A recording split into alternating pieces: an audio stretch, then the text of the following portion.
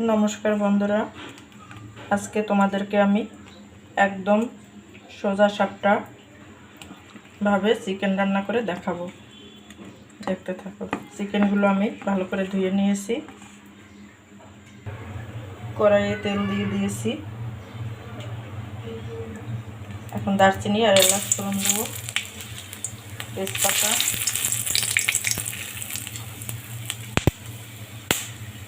আর আদা বাটা, কাঁচা লঙ্কা বাটা,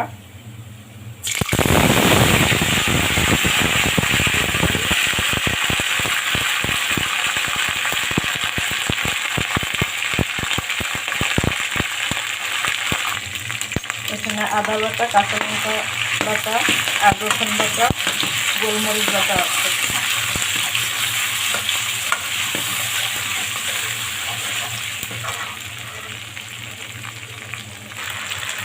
আর দিয়ে দেবো কুচানো পেঁয়াজ আর পেঁয়াজ কুচি, কাঁচা পেঁয়াজ রেখে দিয়েছি, কাঁচা দিয়ে দেবো।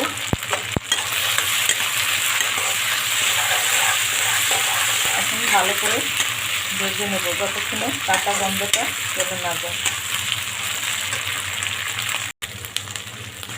পেঁয়াজ, রসুন, কাঁচা লঙ্কা বাটা আর গোলমরিচ বাটা সবগুলো আমি, আদা বাটা সবগুলো মশলা ভেজে নিয়েছি।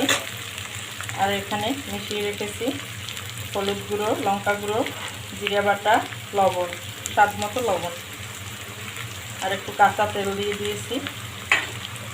এখন মশলাটা ভালো করে কষিয়ে নেব।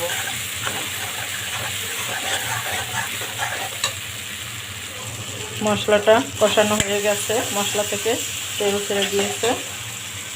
এখন দিয়ে দেব টমেটো। এখানে 2টা টমেটো আমি কেটে রেখেছি, দিয়ে দিলাম।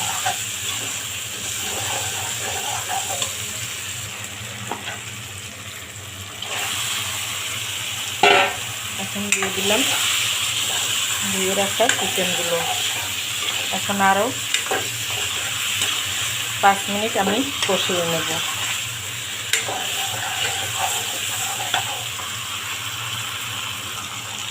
এই যে কাঁচা পেঁয়াজটা দিয়ে দিলাম।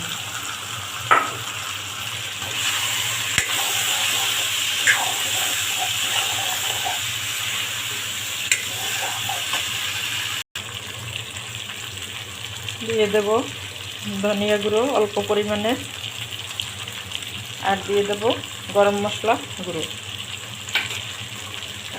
এখন আরও 2-3 মিনিট কষিয়ে নেব।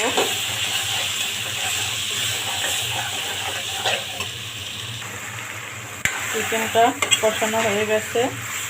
মোট আমি এখানে 10 মিনিটের মতো চিকেনটা কষিয়ে নিয়েছি। এখন দিয়ে দেব পরিমাণ মতো জল।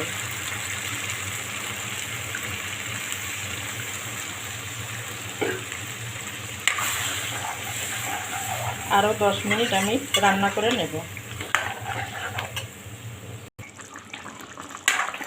এই তো বন্ধুরা, আমার চিকেন রান্না হয়ে গেল।